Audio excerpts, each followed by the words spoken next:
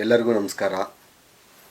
ನಾನು ಜಿ ದೇವರಾಜೇಗೌಡ ಅಂತೇಳಿ ಕರ್ನಾಟಕ ಉಚ್ಚ ನ್ಯಾಯಾಲಯ ಮತ್ತು ಸರ್ವೋಚ್ಚ ನ್ಯಾಯಾಲಯದ ವಕೀಲರಾಗಿ ಕೆಲಸ ಮಾಡ್ತಾಯಿದ್ದೀನಿ. ಇಲ್ಲಿ ನಾನು ಈ ವಿಡಿಯೋ ಮಾಡ್ತಿರೋ ಒಂದು ಉದ್ದೇಶ, ಭಾಳ ಪ್ರಮುಖವಾದ ಉದ್ದೇಶ ಏನು ಅಂತ ಅಂದರೆ, ಈಗಾಗಲೇ ಕಾಂಗ್ರೆಸ್ ಸರ್ಕಾರ ಅಂದರೆ ಕಾಂಗ್ರೆಸ್ ಪಕ್ಷದಿಂದ ಆಯ್ಕೆಯಾದಂಥ ಅಭ್ಯರ್ಥಿಗಳು ಇವತ್ತು ಅಧಿಕಾರನ ವಹಿಸ್ಕೊಂಡು ಇವತ್ತು ಸರ್ಕಾರ ರಚನೆ ಮಾಡಿ ಕಾಂಗ್ರೆಸ್ ಪಕ್ಷ ಅಧಿಕಾರಕ್ಕೆ ಬಂದಿದೆ. ಅಲ್ಲಿ ಇದೇ ಕಾಂಗ್ರೆಸ್ ಪಕ್ಷ ತಾನು ಅಧಿಕಾರಕ್ಕೆ ಬರೋದಕ್ಕೆ ಮುಂಚಿತವಾಗಿ ಚುನಾವಣಾ ಪ್ರಣಾಳಿಕೆಯಲ್ಲಿ 5 ಗ್ಯಾರಂಟಿ ಭಾಗ್ಯಗಳನ್ನು ಘೋಷಣೆಯನ್ನು ಮಾಡಿ, ಆ ಘೋಷಣೆಯನ್ನು ಗ್ಯಾರಂಟಿ ಕಾರ್ಡನ್ನು ಪ್ರಿಂಟ್ ಮಾಡಿಸಿ, ಆ ಕಾರ್ಡ್ ಮೇಲೆ ಅವರ ಸಹಿ ಇರುವಂಥ ಕಾರ್ಡ್ಗಳನ್ನು ಪ್ರಿಂಟ್ ಮಾಡಿ ಮನೆ ಮನೆಗೆ ಕಾರ್ಡನ್ನು ಹಂಚೋದ್ರ ಮುಖಾಂತರ ಜನರಿಗೆ ಕಾಂಗ್ರೆಸ್ ಪಕ್ಷ ಈ ಗ್ಯಾರಂಟಿ ಭಾಗ್ಯಗಳನ್ನು ತಂದಿದೆ ಅಂತಂತೇಳಿ ಒಂದು ಸರ್ವ ಜನಾಂಗದ ಶಾಂತಿಯ ತೋಟ ಅಂತ ಒಂದು ಪುಸ್ತಕವನ್ನು ಬಿಡುಗಡೆ ಮಾಡಿ ಚುನಾವಣೆಯನ್ನು ನಡೆಸಿದರು. ಭಾಳ ಪ್ರಮುಖ ಅಂಶವೇನಂತಂದ್ರೆ, ಇಲ್ಲಿ 2016ರಲ್ಲಿ ಭಾರತ ಚುನಾವಣಾ ಆಯೋಗ ಅಂದರೆ ಕೇಂದ್ರ ಚುನಾವಣಾ ಆಯೋಗ ಮತ್ತು ರಾಜ್ಯ ಚುನಾವಣಾ ಆಯೋಗ ಈ ಮ್ಯಾನಿಫೆಸ್ಟೋಗಳನ್ನು ಪ್ರಣಾಳಿಕೆಯನ್ನು ಬಿಡುಗಡೆ ಮಾಡಬೇಕಾದ್ರೆ ಆ ಪ್ರಣಾಳಿಕೆ ಜನರ ಮೇಲೆ ಪರಿಣಾಮ ಬೀರಬಾರ್ದು ಮತ್ತು ಜನರಿಗೆ ಆಮಿಷಕ್ಕೆ ಬಲಿಯಾಗುವಂಥ ಕೆಲಸವನ್ನು ಮಾಡಬಾರ್ದು, ಜನರಿಗೆ ಆಮಿಷವನ್ನು ಒಡ್ಡಬಾರ್ದು ಅಂತಂತೇಳಿ ಸ್ಪಷ್ಟವಾಗಿ ಈ ರಾಷ್ಟ್ರದ ಪ್ರತಿಯೊಂದು ಪಕ್ಷಗಳನ್ನು ಕರೆದು ಅವರಿಗೆ ಎಚ್ಚರಿಕೆಯನ್ನು ಕೂಡ ಕೊಟ್ಟಿದೆ. ಅಲ್ಲಿ ಇದನ್ನು ಸರ್ವೋಚ್ಚ ನ್ಯಾಯಾಲಯ ಕೂಡ ಅದನ್ನು ಅಂಗೀಕಾರ ಮಾಡಿದೆ. ಅಲ್ಲಿ ಕಾಂಗ್ರೆಸ್ ಪಕ್ಷದ ನೇತಾರರಾದಂಥ ಸನ್ಮಾನ್ಯ ಶ್ರೀ ರಾಹುಲ್ ಗಾಂಧೀಜಿಯವರು, ಪ್ರಿಯಾಂಕಾ ಗಾಂಧಿಯವರು, ಶ್ರೀಮತಿ ಸೋನಿಯಾ ಗಾಂಧೀಜಿಯವರು, ವಿಶೇಷವಾಗಿ ಆ ಪಕ್ಷದ ಅತಿ ಹೆಚ್ಚು ಜವಾಬ್ದಾರಿ ವಹಿಸಿರುವಂಥ ಸನ್ಮಾನ್ಯ ಶ್ರೀ ಮಲ್ಲಿಕಾರ್ಜುನ ಖರ್ಗೆ ಅವರು, ಅಂದರೆ ರಾಷ್ಟ್ರೀಯ ಅಧ್ಯಕ್ಷರಾದಂಥವರು, ರಾಜ್ಯದಲ್ಲಿ ಬಂದರೆ ಶಾಸಕಾಂಗ ಪಕ್ಷದ ನಾಯಕರಾಗಿದ್ದಂಥ ಹಿಂದೆ ಮುಖ್ಯಮಂತ್ರಿ ಆಗಿದ್ದಂಥ ಸನ್ಮಾನ್ಯ ಸಿದ್ದರಾಮಯ್ಯನವರು, ಪಕ್ಷದ ಅಧ್ಯಕ್ಷರಾದಂಥ ಸನ್ಮಾನ್ಯ ಶ್ರೀ ಡಿ.ಕೆ. ಶಿವಕುಮಾರ್ ಅವರು, ಮಾಜಿ ಅಧ್ಯಕ್ಷರಾದಂಥ ಸನ್ಮಾನ್ಯ ಶ್ರೀ ಡಾಕ್ಟರ್ ಜಿ. ಪರಮೇಶ್ವರ್ ಅವರು, ದಿನೇಶ್ ಗುಂಡೂರಾವ್ ಮತ್ತು ಪ್ರಿಯಾಂಕಾ ಖರ್ಗೆ ಇವರೆಲ್ಲರೂ ಸೇರಿ ಸರ್ವ ಜನಾಂಗದ ಶಾಂತಿಯ ತೋಟ ಎಂಬ ಒಂದು ಪ್ರಣಾಳಿಕೆ ಪುಸ್ತಕವನ್ನು ಬಿಡುಗಡೆ ಮಾಡಿ ಅದನ್ನು ರಾಜ್ಯದ ಜನತೆಯ ಮುಂದೆ ಬಹಿರಂಗ ಸಭೆಯಲ್ಲಿ ಘೋಷಣೆಯನ್ನು ಮಾಡ್ತಾರೆ. ಅಲ್ಲಿ ನಾನು ಈ ಒಂದು ವಿಡಿಯೋ ಮುಖಾಂತರ ಕೆಲವು ಜನಪ್ರತಿನಿಧಿಗಳಿಗೆ ಒಂದು ಸಂದೇಶವನ್ನು ಏನು ಕೊಡಲಿಕ್ಕೆ ಇಚ್ಛಪಡ್ತೀನಿ ಅಂತ ಅಂದರೆ, ತಾವೆಲ್ಲರೂ ಕೂಡ ಇವತ್ತೇನು ಸದಸ್ಯರಾಗಿದ್ದೀರಾ ಅಂದರೆ MLAಗಳಾಗಿದ್ದೀರಾ, MP ಆಗಿದ್ದೀರಾ, ಯಾವುದೇ ಚುನಾಯಿತ ಪ್ರತಿನಿಧಿ ಆಗಬೇಕು ಅಂತ ಅಂದರೆ ಸಂವಿಧಾನದ ಅಡಿಯಲ್ಲಿ ನಿರ್ಮಾಣವಾದಂಥ ಕಾನೂನಿನ ಚೌಕಟ್ಟಿನಲ್ಲೇ ನೀವು ಆಯ್ಕೆ ಆಗಬೇಕಾಗ್ತದೆ. ಅಲ್ಲಿ ಆದರೆ ನೀವು ಸಂವಿಧಾನಬದ್ಧವಾಗಿ ನಿರ್ಮಾಣವಾದಂಥ ಆ ಕಾನೂನನ್ನು ಉಲ್ಲಂಘನೆ ಮಾಡಿ, ಅಂದರೆ ಪ್ರಜಾಪ್ರತಿನಿಧಿ ಕಾಯ್ದೆಯನ್ನು ಉಲ್ಲಂಘನೆ ಮಾಡಿ ನೀವಲ್ಲಿ ಜನರಿಗೆ ಉಚಿತವಾಗಿ ಬಸ್ ಪ್ರಯಾಣ, 200 ಯೂನಿಟ್ ಕರೆಂಟು ಉಚಿತ, ಮನೆಯ ಯಜಮಾನಿಗೆ 2,000 ರೂಪಾಯಿ ಉಚಿತ, ಮತ್ತು ನಿರುದ್ಯೋಗಿ ವಿದ್ಯಾರ್ಥಿಗಳಿಗೆ 3,000 ರೂಪಾಯಿಗಳು, ಪ್ರತಿ ಕುಟುಂಬಕ್ಕೆ 10 kg ಅಕ್ಕಿಯನ್ನು ಕೊಡ್ತೀವಿ ಅಂತೇಳಿ ಘೋಷಣೆಯನ್ನು ಮಾಡಿ ಅದನ್ನು ಒಂದು ಕಾರ್ಡನ್ನು ಪ್ರಿಂಟ್ ಮಾಡಿ ತಾವು ಮತದಾರರಿಗೆ ವಂಚನೆ ಮಾಡುವಂಥ ಕೆಲಸವನ್ನು ಮಾಡಿದ್ದೀರ. ಪ್ರಜಾಪ್ರತಿನಿಧಿ ಕಾಯ್ದೆ 123 ಸಬ್ ಕ್ಲಾಸ್ 1 ಭಾಗ 1 ಅಂದರೆ section 123 sub class 1 represent of people act ಕೆಳಗಡೆ ನೀವು ಯಾವುದೇ ಮತದಾರರಿಗೆ ಆಮಿಷವನ್ನು ಒಡ್ಡಾಗಿಲ್ಲ. ಇಲ್ಲಿ ನೀವು ಓಟ್ ಹಾಕಿ ನಿಮಗೆ ಬಸ್ ಫ್ರೀ ಕೊಡ್ತೀವಿ, ಕರೆಂಟ್ ಫ್ರೀ ಕೊಡ್ತೀವಿ, ನಿಮಗೆ ದುಡ್ಡು ಕೊಡ್ತೀವಿ ಅಂತಂತೇಳಿ ಆಮಿಷನ ಕೊಡ್ತಾರೆ ಅಂತ ಅಂದರೆ ಅದು ಸ್ಪಷ್ಟವಾಗಿ ಕಾನೂನಿನ ಉಲ್ಲಂಘನೆ ಆಗ್ತದೆ ಅದು. ಮತ್ತೆ ಜನರನ್ನ ಬ್ರೈನ್ ವಾಶ್ ಮಾಡಿ, ಮೋಟಿವೇಶನ್ ಮಾಡಿ, ಮರಳು ಮಾಡಿ ಜನರಿಂದ ಮತ ಪಡೆಯೋದಿದೆಯಲ್ಲ ಅದು ಅಕ್ಷಮ್ಯ ಕಾನೂನು ಅಪರಾಧವಾಗ್ತದೆ ಇಲ್ಲಿ. ಇದೆಲ್ಲ ನಾನು ಸೃಷ್ಟಿ ಮಾಡಿರೋ ಕಾನೂನೇನಲ್ಲ ಇದು. ಈ ಚುನಾವಣೆ ಕಾನೂನಲ್ಲೇ ಇದೆ ಅದರಲ್ಲಿ. ಇದನ್ನು ಸ್ಪಷ್ಟವಾಗಿ ಯಾರಾದರೂ ಕನ್ನಡದ ಇಂಗ್ಲೀಷ್ ಅರಿವಿಲ್ಲದೆ ಇರೋವಂಥ ಸದಸ್ಯರು ಯಾರು ಇದ್ದರೆ ಚುನಾವಣಾ ಒಂದು ಕಾನೂನುಗಳ ಪುಸ್ತಕ ತಗೊಂಡು ಓದಿದರೆ ಸೆಕ್ಷನ್ 123 ಸಬ್ ಕ್ಲಾಸ್ 1, ಸೆಕ್ಷನ್ 123 ಸಬ್ ಕ್ಲಾಸ್ 2, 123 ಸಬ್ ಕ್ಲಾಸ್ 4, 123 ಸಬ್ ಕ್ಲಾಸ್ 6 ಇಷ್ಟು ಸೆಕ್ಷನ್ಗಳು ಅನ್ವಯ ಆಗ್ತವೆ ಇದರಲ್ಲಿ ತಾವು ಏನು ಪಕ್ಷದಲ್ಲಿ ಪ್ರಣಾಳಿಕೆಯನ್ನು ಘೋಷಣೆ ಮಾಡಿದ್ರಿ ನೀವಲ್ಲಿ, ಆ ಜನಗಳಿಗೆ ಆಮಿಷವನ್ನು ಒಡ್ಡಿ ಅವರಿಗೆ ಲಂಚವನ್ನು ಕೊಟ್ಟು ನೀವು ಮತವನ್ನು ಪಡ್ಕೊಂಡಿದ್ದೀರ ನೀವಲ್ಲಿ. ಈ ಮೆಜಾರಿಟಿ ಆಫ್ ದಿ ಗವರ್ನಮೆಂಟು ಅಂದರೆ ಏನು, ಈ ಒಂದು ರಾಷ್ಟ್ರೀಯ ಕಾಂಗ್ರೆಸ್ ಪಕ್ಷದ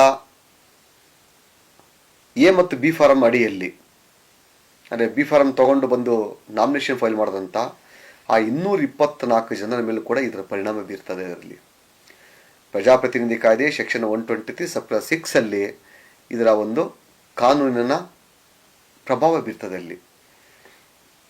ಈಗಾಗಲೇ ತಾವು ಏನು ಘೋಷಣೆ ಮಾಡಿದ್ದೀರಾ ಆ ಘೋಷಣೆ ತಮ್ಮ ಮನೆ ದುಡ್ಡು ಹೆಂಗೆ ಕೊಡ್ತಾ ಇಲ್ಲ ಅಲ್ಲಿ. ಈ ರಾಜ್ಯದ ಜನತೆಯ ಅವರ ಒಂದು ತೆರಿಗೆಯಿಂದ, ಟ್ಯಾಕ್ಸಿಂದ ನೀವು ಹಂಚಿಕೆಯನ್ನು ಮಾಡ್ತಾ ಇದ್ದೀರಾ ಅಲ್ಲಿ. ಸನ್ಮಾನ್ಯ ಸಿದ್ದರಾಮಯ್ಯನವರು ವಕೀಲರಾಗಿದ್ದಂಥವರು, ಭಾಳ ಆರ್ಥಿಕ ತಜ್ಞರಾಗಿದ್ದಂಥವರು, ವಿಶೇಷವಾಗಿ 2 ಬಾರಿ ಮುಖ್ಯಮಂತ್ರಿ ಆಗಿದ್ದಂಥವ್ರು. ನೀವು ಉಪಮುಖ್ಯಮಂತ್ರಿಯಾಗಿ ಮುಖ್ಯಮಂತ್ರಿ ಆಗಿದ್ದೀರ ಅಲ್ಲಿ. ತಾವು ಕಾನೂನು ಅರಿವಿರುವಂಥವರು ಪ್ರಜಾಪ್ರತಿನಿಧಿ ಕಾಯ್ದೆಯನ್ನು ಉಲ್ಲಂಘನೆ ಮಾಡಿ ಅಲ್ಲಿ ಬಹಿರಂಗವಾಗಿ ಘೋಷಣೆಯನ್ನು ಮಾಡಿ ಮತ್ತೆ ಅದನ್ನು ಕಾರ್ಡ್ ಪ್ರಿಂಟ್ ಮಾಡಿಸಿ ಮತದಾರರಿಗೆ ಹಂಚಿಕೆ ಮಾಡಿ ನೀವು ಓಟನ್ನು ಪಡ್ಕೊಂಡು ಗೆಲ್ತೀರಾ ಅಂತಂದ್ರೆ ನೀವಲ್ಲಿ ಯಾವ ಒಂದು ರೀತಿ ಕಾನೂನನ್ನು ನೀವು ಪಾಲನೆ ಮಾಡ್ತಾ ಇದ್ದೀರಿ, ನೀವಲ್ಲಿ ಯಾವ ಕಾಯ್ದೆಯನ್ನು ನೀವು ಪಾಲನೆ ಮಾಡ್ತಾ ಇದ್ದೀರಿ, ನೀವಲ್ಲಿ ಒಬ್ಬ ಜನಪ್ರತಿನಿಧಿ ಯಾಕೆ ನಿಮ್ಗೆ ಯೋಗ್ಯತೆ ಇದೆಯಾ, ಇದೆಲ್ಲ ವಿಮರ್ಶೆ ಆಗಬೇಕಲ್ಲ ಅದು. ಸೊ ಆ ದೃಷ್ಟಿಯಿಂದಲೇ ನಾವಲ್ಲಿ ಈಗಾಗಲೇ ನಿಮ್ಮ ಕ್ಷೇತ್ರದ ಮತದಾರರಿಂದ ನಿಮ್ಮ ವಿರುದ್ಧವಾಗಿ ಈಗಾಗಲೇ ಕರ್ನಾಟಕ ಉಚ್ಚ ನ್ಯಾಯಾಲಯದಲ್ಲಿ ಪ್ರಕರಣವನ್ನು ಕೂಡ ದಾಖಲು ಮಾಡಿದ್ದೀವಿ. ನಾವಲ್ಲಿ ಚುನಾವಣಾ ತಕರಾರು ಅರ್ಜಿಯನ್ನು ಸಹ ನಾವು ಸಲ್ಲಿಕೆ ಮಾಡಿದ್ದೀವಿ. ಅಲ್ಲಿ ತಮಗೂ ಕೂಡ ಸಮನ್ಸ್ ಜಾರಿಯಾಗಿದೆ ಅಲ್ಲಿ. ಆದರೆ ಒಂದು ಯಕ್ಷ ಪ್ರಶ್ನೆ ಏನು ಅಂತ ಅಂದರೆ, ತಾವು ತಮ್ಮ ಸಹೋದ್ಯೋಗಿ ಸನ್ಮಾನ್ಯ ಡಿ.ಕೆ. ಶಿವಕುಮಾರ್ ಅವರು ಮತ್ತು ಕಾಂಗ್ರೆಸ್ ಮಿತ್ರ ಮಂಡಲ ಏನು, ಈ ಕಾಂಗ್ರೆಸ್ ಮಿತ್ರ ಮಂಡಳಿ ಏನಿದೆ ಇಲ್ಲಿ ಹಲವಾರು ಮಾಧ್ಯಮದಲ್ಲಿ ಟಿವಿಯಲ್ಲಿ ನಾವು ಆಪರೇಷನ್ ಕಾಂಗ್ರೆಸ್ ಮಾಡ್ತೀವಿ. ನಾವಲ್ಲಿ ನಮ್ಮದು ಕಾಂಗ್ರೆಸ್ ಪಕ್ಷ ಸಮುದ್ರ ಇದ್ದ ಹಾಗೆ ಅಲ್ಲಿ ಯಾರು ಬೇಕಾದ್ರೂ ಬಂದು ಸೇರ್ಕೋಬೋದು ನಾವಲ್ಲಿ. ಅಂದರೆ ಏನು ಇವತ್ತು ಬಿಟ್ಟಿ ಗ್ಯಾರಂಟಿಗಳನ್ನು, ಫ್ರೀ ಭಾಗ್ಯಗಳನ್ನು, ಉಚಿತ ಭಾಗ್ಯಗಳನ್ನು ಘೋಷಣೆ ಮಾಡಿದರೆ ಆ ಭಾಗ್ಯಗಳನ್ನ ನಾವಲ್ಲಿ ಲೋಕಸಭಾ ಚುನಾವಣೆಯಲ್ಲಿ ರಾಷ್ಟ್ರಾದ್ಯಂತ ನಾವು ಜನಗಳಿಗೆ ನಾವು ಕೊಟ್ಬಿಡ್ತೀವಿ. ನಾವಲ್ಲಿ ಕೊಟ್ಟು ನಾವು ಬಹುಮತದಿಂದ ರಾಷ್ಟ್ರದಲ್ಲಿ ನಾವು ಅಧಿಕಾರಕ್ಕೆ ಬರ್ತೀವಿ ಅನ್ನೋ ಕನಸನ್ನು ನೀವು ಕಾಣ್ತಿದ್ದೀರಲ್ಲ, ನಿಮ್ಮ ಪಕ್ಷ ರಾಷ್ಟ್ರೀಯ ಪಕ್ಷದ ಮಾನ್ಯತೆ ಉಳ್ಕತ್ತದ? ತಾವು ಇಷ್ಟು ಗ್ಯಾರಂಟಿಯನ್ನು ಕೊಟ್ಟಿದ್ರಲ್ಲ ನೀವಲ್ಲಿ, ನೀವು ಘೋಷಣೆ ಮಾಡಿದ್ದು ಪಕ್ಷದವರು, ಸರ್ಕಾರ ಅಲ್ಲ. ಪಬ್ಲಿಕ್ ಪಾಲಿಸಿಯಲ್ಲಿ ಯಾವ ಪಕ್ಷ ಅಧಿಕಾರದಲ್ಲಿದೆ ಆ ಅಧಿಕಾರ ಇರುವಂತ ಸರ್ಕಾರ ಅಂದರೆ ಮುಖ್ಯಮಂತ್ರಿ ಆಗಿರ್ಬೋದು, ಪ್ರಧಾನಮಂತ್ರಿ ಆಗಿರ್ಬೋದು, ಅಲ್ಲಿನ ಸಚಿವರಾಗಿರ್ಬೋದು, ಅಲ್ಲಿ ಗೌರ್ಮೆಂಟ್ ರೂಲಿಂಗ್ ಗವರ್ನಮೆಂಟು ಪಬ್ಲಿಕ್ ಪಾಲಿಸಿಯನ್ನು ಪಾಲನೆ ಮಾಡೋಕ್ಕೆ ಕಾನೂನಲ್ಲಿ ಅವಕಾಶ ಇದೆ. ಇಲ್ಲಿ ಪಕ್ಷದವರಿಗೆ ಅವಕಾಶ ಇಲ್ಲ. ಅಲ್ಲಿ ನೀವು ಘೋಷಣೆ ಮಾಡಿದ್ದು ಪಕ್ಷದವ್ರು ನಿಮ್ಮ ಮನೆ ದುಡ್ಡು ತಂದುಕೊಡಿ, ಪಕ್ಷದಲ್ಲಿರೋ ಫಂಡ್ ದುಡ್ಡು ತಂದುಕೊಡಿ, ಜನಗಳಿಗೆ ಕಟ್ಟಿ, BMTC ಬಸ್ಗೆ, KSRTC ಬಸ್ಗೆ, ವಿದ್ಯುತ್ ನಿಗಮಗಳಿಗೆ, ಫುಡ್ ಡಿಪಾರ್ಟ್ಮೆಂಟಿಗೆ, ಸೋಷಿಯಲ್ ವೆಲ್ಫೇರ್ ಡಿಪಾರ್ಟ್ಮೆಂಟ್ಗೆ ಕಟ್ಟಿ ಹಣವನ್ನು ನೀವಲ್ಲಿ. ನೀವೇ ಜನ ತೆರಿಗೆ ದುಡ್ಡನ್ನು ನೀವು ಕಟ್ತಾ ಇದ್ದೀರಿ. ನೀವಲ್ಲಿ ಯಾರ ಮನೆ ದುಡ್ಡನ್ನು ಕಟ್ತಾ ಇದ್ದೀರಿ? ನೀವಲ್ಲಿ ನೀವಿಂತ ಅಕ್ರಮ ಕೆಲಸ ಮಾಡ್ತಾ ಇದ್ದೀವಿ ಅಂತೇಳಿ ನಾವು ಇವತ್ತು ನಿಮ್ಮ ವಿರುದ್ಧವಾಗಿ ನಾವು ಹೈಕೋರ್ಟ್ನಲ್ಲಿ ಪ್ರಕರಣವನ್ನು ದಾಖಲು ಮಾಡಿದ್ದೀವಿ. ನಾವಲ್ಲಿ ನೀವು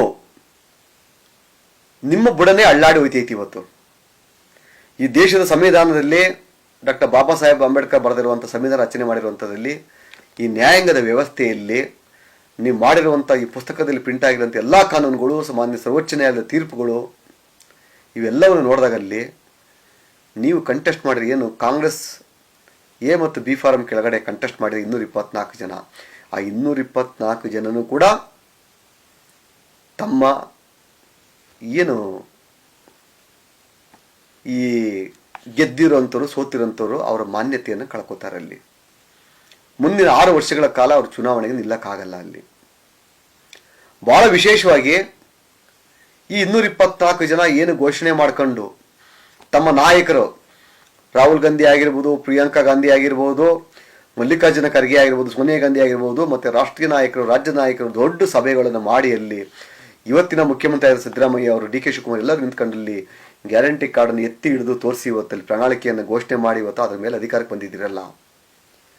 ತಾವು ಕೊಡ್ತೀವಿ ಅಂತ ಹೇಳಿರಲ್ಲ, ಈಗ ಕೊಟ್ಟಿದ್ದೀರಲ್ಲ. ಈಗ ಅಲ್ಲಿ ಅಕ್ಕಿಂಗ್ ಕೊಟ್ಟಿದ್ದೀರಾ, ಕರೆಂಟ್ ಬಿಲ್ಲನ್ನು ಕಟ್ತಾ ಇದ್ದೀರಾ, ಅಲ್ಲಿ ಬಸ್ ಚಾರ್ಜ್ ಫ್ರೀ ಕೊಡ್ತಾ ಇದ್ದೀರಾ. ಇವೆಲ್ಲ ದುಡ್ಡುಗಳು ಯಾರ್ದು ಅಕೌಂಟ್ ಬರ್ತದೆ ಅಂತ ಅಂದರೆ ನಿಮ್ಗೆ ಅರಿವಿದೆಯಾ? ಈ 224 ಜನದ ಏನು ಘೋಷಣೆ ಆಯಿತು, ಆ 224 ಜನ ಸದಸ್ಯರಿಗೆ ಅದು ಡಿವೈಡ್ ಆಗ್ತದೆ. ಅಲ್ಲಿ ಎಷ್ಟು ಲಕ್ಷ ಕೋಟಿ ನೀವು ಸರ್ಕಾರ ಕಟ್ತೀರ 5 ವರ್ಷದಲ್ಲಿ, ಅಷ್ಟು ದುಡ್ಡು ಕೂಡ 224 ಜನಕ್ಕೆ ಡಿವೈಡ್ ಆಗ್ತದೆ. ಈ ಕಾನೂನು ಅರಿವಿರಲಿ ಸನ್ಮಾನ್ಯ ಮುಖ್ಯಮಂತ್ರಿಗಳೇ. ನೀವು ಏನು ಎಲೆಕ್ಷನ್ ಕಮಿಷನ್ ಆಫ್ ಇಂಡಿಯಾ ಮತ್ತು ಎಲೆಕ್ಷನ್ ಕಮಿಷನ್ ಆಫ್ ಕರ್ನಾಟಕ ಒಬ್ಬ ಅಭ್ಯರ್ಥಿಗೆ 40 ಲಕ್ಷ ರೂಪಾಯಿ ಏನು ನಿಗದಿ ಮಾಡಿತ್ತು, ಆ 40 ಲಕ್ಷ ರೂಪಾಯಿ ಬದಲು ಇವತ್ತು 40 ಕೋಟಿ ದಾಟ್ತದೆ ಇವತ್ತು ಒಬ್ಬೊಬ್ಬ ಅಭ್ಯರ್ಥಿಗೆ. ಅಷ್ಟು ಖರ್ಚು ವೆಚ್ಚಗಳು ಬರ್ತವೆ ಅಲ್ಲಿ. ಇಂಥ ವ್ಯಕ್ತಿಗಳಲ್ಲೂ ಮಾನ್ಯತೆ ಇರ್ತದ? ಅವ್ರ ಮುಂದೆ ಅಭ್ಯರ್ಥಿ ಆಗಕ್ಕೆ ಯೋಗ್ಯತೆ ಇರ್ತದ ಅವರಿಗೆ? ಅಲ್ಲಿ ಕಾನೂನಿನಲ್ಲಿ ಅವರು ಮುಂದುವರಿಯಕ್ಕೆ ಅವಕಾಶ ಇದೆಯಾ ಅವರಲ್ಲಿ? ಅವರು ಈ ಕೂಡಲೇ ತಮ್ಮ ಸದಸ್ಯತ್ವದಿಂದ ಅನರ್ಹರಾಗ್ತಾರೆ. ಅಲ್ಲಿ ಮುಂದಿನ 6 ವರ್ಷಗಳ ಕಾಲ ಕಾಂಗ್ರೆಸ್ ಪಕ್ಷದಿಂದ ಏನು ಈ ಬಾರಿ ಕಂಟೆಸ್ಟ್ ಮಾಡಿದ್ರು ಕ್ಯಾಂಡಿಡೇಟ್ಗಳು, ಆ 224 ಜನನ್ನು ಕೂಡ ತನ್ನ ಅಸ್ತಿತ್ವವನ್ನು ಕಳ್ಕೊಂಡು ಅಲ್ಲಿ ಅವ್ರ 224 ಜನನ್ನು ಕೂಡ 6 ವರ್ಷಗಳ ಕಾಲ ಚುನಾವಣೆಗೆ ನಿಲ್ಲಕ್ಕಾಗಲ್ಲ. ಅಲ್ಲಿ ಇದು ನಾನು ಬರೆದರ ಕಾನೂನಲ್ಲ, ಈ ರಾಷ್ಟ್ರದ ಸಂವಿಧಾನದ ಅಡಿಯಲ್ಲಿ ನಿರ್ಮಾಣವಾಗಿರುವಂಥ ಕಾನೂನಿದು. ಈ ತೀರ್ಪನ್ನು ಯಾರೂ ಕೂಡ ಉಲ್ಲಂಘನೆ ಮಾಡೋಕ್ಕೆ ಸಾಧ್ಯ ಇಲ್ಲ. ಅಲ್ಲಿ ತಾವು ಕೆಲವು ನ್ಯಾಯಮೂರ್ತಿಗಳು, ಕೋರ್ಟ್ ಜಡ್ಜಸ್ಗಳ ಪರಿಚಯ ನಮಗೆ ಅದು ಆಗ ಮಾಡುವ ಏನೋ ನಿಮ್ಮ ಹುಚ್ಚು ಭ್ರಮೆಯಲ್ಲಿ ಹೋಗ್ತಾ ಇದ್ರಿ ನೀವಲ್ಲಿ. ಆದರೆ ಸನ್ಮಾನ್ಯ ವಿಶ್ರಮಿತ ಅಂದರೆ ನಿವೃತ್ತ ನ್ಯಾಯಮೂರ್ತಿಗಳಾದ ಸಂತೋಷ್ ಹೆಗಡೆ ಅವರು ಕೂಡ ಹೇಳಿದ್ದಾರೆ, ಜನರ ಭ್ರಷ್ಟಾಚಾರದಲ್ಲಿ ಮುಳುಗಿ ಜನರಿಗೆ ಲಂಚವನ್ನು ಕೊಟ್ಟು ಇವರು ಮತವನ್ನು ಪಡ್ಕೊಂಡಿದ್ರೆ ಊರ್ಜಿತ ಆಗಲ್ಲ ಅಂತೇಳಿ. ಮತ್ತೊಬ್ಬ ನ್ಯಾಯಮೂರ್ತಿಗಳು, ಸರ್ವೋಚ್ಚ ನ್ಯಾಯಮೂರ್ತಿ, ಅವ್ರ ಹೆಸರು ಬಹಿರಂಗಪಡಿಸಂಗಿಲ್ಲ, ಆಲಿ ಅವರು ನ್ಯಾಯಮೂರ್ತಿ ಹುದ್ದೆಯಲ್ಲಿ ಮುಂದುವರೆದಿದ್ದಾರೆ ಅವರಲ್ಲಿ, ಅವರು ಕೂಡ ಹೇಳಿದ್ದಾರೆ ಅಲ್ಲಿ ಈ ಒಂದು ಕಾಂಗ್ರೆಸ್ ಪಕ್ಷ ಜನರಿಗೆ ಮಾಡಿರುವಂಥ ಮೋಸ ಅಂತೇಳಿ, ವಂಚನೆ ಅಂತೇಳಿ. ಸೊ ಅದರಿಂದ ಕಾನೂನು ಚೌಕಟ್ಟಲ್ಲಿ ಅವರು ತಮ್ಮ ಮಾನ್ಯತೆಯನ್ನು ಉಳಿಸ್ಕೊಳ್ಳೋಕ್ಕೆ ಅವ್ರಿಗೆ ಅವಕಾಶ ಇಲ್ಲ. ಅವರು ತಮ್ಮ ಸದಸ್ಯತ್ವವನ್ನು ಕಳ್ಕೋತಾರೆ ಅನ್ನೋದು ಕೂಡ ಆಗಿದೆ ಅಲ್ಲಿ. ಆದರೆ ಕಾಂಗ್ರೆಸ್ ಪಕ್ಷದ ಕೆಲವು ಧುರೀಣರು, ನಾಯಕರುಗಳು, ಮುಖ್ಯಮಂತ್ರಿಗಳು, ಉಪಮುಖ್ಯಮಂತ್ರಿಗಳು ಎಲ್ಲರೂ ಕೂಡ ಹೇಳ್ತಾರೆ, ನಾವು ಆಪರೇಷನ್ ಕಮಲ ಮಾಡ್ತೀವಿ, ಇಲ್ಲಿ ಭಾರತೀಯ ಜನತಾ ಪಕ್ಷದ ಸದಸ್ಯರುಗಳನ್ನ ಕರ್ಕೊಬರ್ತೀವಿ, ನಾವಲ್ಲಿ ಪಾರ್ಟಿಗೆ ಜಾಯಿನ್ ಮಾಡ್ಕೋತೀವಿ, ನಾವಲ್ಲಿ ಮಾಡ್ಕೊಂಡು ಲೋಕಸಭಾ ಚುನಾವಣೆಯಲ್ಲಿ ನಾವು ಗೆಲ್ತೀವಿ ಅನ್ನೋ ಒಂದು ಭ್ರಮೇಲಿ ಇದ್ದೀರಲ್ಲ. ನೀವು 224 ಜನರನ್ನು ಮನೆಗೆ ಹೋಗ್ತೀರ ರಾಜ್ಯ 6 ವರ್ಷಗಳ ಕಾಲ ಚುನಾವಣೆಯಿಂದ ಅಂತ ಅಂದರೆ ನೀವು ಯಾರನ್ನ ಕರ್ಕೊಂಬಂದು ಏನು ಮಾಡ್ತೀರ ಸ್ವಾಮಿ ನೀವಲ್ಲಿ? ಕೆಲವೆಲ್ಲ ನಾಯಕರುಗಳು ಹೇಳಿದ್ರಲ್ಲಿ ಇನ್ನು 5-6 ತಿಂಗಳಲ್ಲಿ ಕಾಂಗ್ರೆಸ್ ಪಕ್ಷ ಪತನ ಆಗ್ತದೆ ಅಂತೇಳಿ. ಪತನ ಒಂದೇ ಅಲ್ಲ, ತನ್ನ ರಾಷ್ಟ್ರೀಯ ಮಾನ್ಯತೆಯನ್ನು ಕಿತ್ತಾಕ್ಬೇಕಂತ ತೀರ್ಮಾನಕ್ಕೆ ಕೂಡ ನಾವು ಬಂದಿದ್ದೀವಿ ನಾವಲ್ಲಿ. ಈಗಾಗಲೇ ನಾನು ರಾಷ್ಟ್ರದ ಉನ್ನತ ನಾಯಕರುಗಳನ್ನು ಕೂಡ ನಾನು ಭೇಟಿ ಮಾಡಿದ್ದೀನಿ, ಇಲ್ಲಿ ಕಾನೂನು ತಜ್ಞರನ್ನು ಭೇಟಿ ಮಾಡಿದ್ದೀನಿ, ಇಲ್ಲಿ ಈ ರಾಷ್ಟ್ರದ ಅತ್ಯುನ್ನತ ಪದವಿಯಲ್ಲಿರುವಂಥ ನ್ಯಾಯಮೂರ್ತಿಗಳನ್ನು ಭೇಟಿ ಮಾಡಿ ಅಲ್ಲಿ ಈ ಕಾನೂನಲ್ಲಿ ಎಷ್ಟು ಶಕ್ತಿ ಇದೆ, ಅಲ್ಲಿ ನಾವು ಹಾಕಿರುವಂಥ ಈ ಎಲೆಕ್ಷನ್ ಪಿಟಿಷನ್ನು ಇದು ಊರ್ಜಿತ ಆಗ್ತದಾ ಏನಂತ ಎಲ್ಲ ವಿಷಯ ತಿಳ್ಕೊಬಂದಲ್ಲಿ ಇಡೀ ವಿಶ್ವದಲ್ಲೇ, ಇಡೀ ರಾಷ್ಟ್ರದಲ್ಲೇ ಐತಿಹಾಸಿಕ ತೀರ್ಪು ಹೊರಬೀಳ್ತದಲ್ಲಿ. ಇದರಿಂದ ಕಾಂಗ್ರೆಸ್ ಪಕ್ಷ ಧೂಳಿಪಟ ಆಗೋದ್ರಲ್ಲಿ ಯಾವುದೇ ಸಂಶಯ ಇಲ್ಲ. ಅಲ್ಲಿ ಕರ್ನಾಟಕದಲ್ಲಿ ತನ್ನ ಅಸ್ತಿತ್ವ ಕಳ್ಕೊತದೆ ಅಂತ ನೀವು ಈ ಬಿಟ್ಟಿ ಭಾಗ್ಯಗಳನ್ನ ದೇಶದಲ್ಲಿ ಘೋಷಣೆ ಮಾಡ್ಬೇಕಂತ ಹೋಗ್ತಿದ್ದೀರಲ್ಲ, ನಿಮ್ಗೇನಾದ್ರು ಕಾನೂನು ಅರಿವಿದೆಯಾ ಸನ್ಮಾನ್ಯ ಮುಖ್ಯಮಂತ್ರಿಗಳೇ ಮತ್ತು ಉಪಮುಖ್ಯಮಂತ್ರಿಗಳೇ ಮತ್ತು ನಮ್ಮ ಕಾಂಗ್ರೆಸ್ ಪಕ್ಷದ ರಾಜಕೀಯ ಮಿತ್ರ ಮಂಡಳಿಯ ಸದಸ್ಯರುಗಳೇ? ನೀವು ಜನರಿಗೆ ವಂಚನೆ ಮಾಡಿ ಮೋಸ ಮಾಡಿ ಗೆಲ್ಲಕ್ಕೆ ಸಾಧ್ಯ ಇಲ್ಲ. ಅಲ್ಲಿ ಅದೇ ರೀತಿ ಯಾರಾದರೂ ಕೂಡ BJP ಮತ್ತು JDS ಪಕ್ಷದ ಸದಸ್ಯರುಗಳು ಯಾರಾದರೂ ಕೂಡ ಕಾಂಗ್ರೆಸ್ನವರ ಮನೆಯ ಬಾಗಿಲು ತೊಡ್ತೀರಾ ಅಂತಾರೆ, ನಿಮ್ಮಂಥ ಮೂರ್ಖತನ ಬೇರೆ ಯಾವುದೂ ಇಲ್ಲ. ಅಲ್ಲಿ ಸರ್ವನಾಶ ಆಗ್ತಿರೋಂಥ ಈ ಒಂದು ವ್ಯವಸ್ಥೆಯಲ್ಲಿ ನೀವು ಅವ್ರ ಮನೆ ಬಾಗಿಲು ತೊಟ್ಟಿದ್ರೆ ನಿಮ್ಗಿಂತ ಮೂರ್ಖರು ಬೇರೆ ಯಾರೂ ಇಲ್ಲ ಅಂತ ಹೇಳ್ತಾ ಇವತ್ತಿನ ಒಂದು ಸಂಚಿಕೆಯನ್ನು ಮುಗಿಸ್ತಾ ಇದ್ದೀನಿ.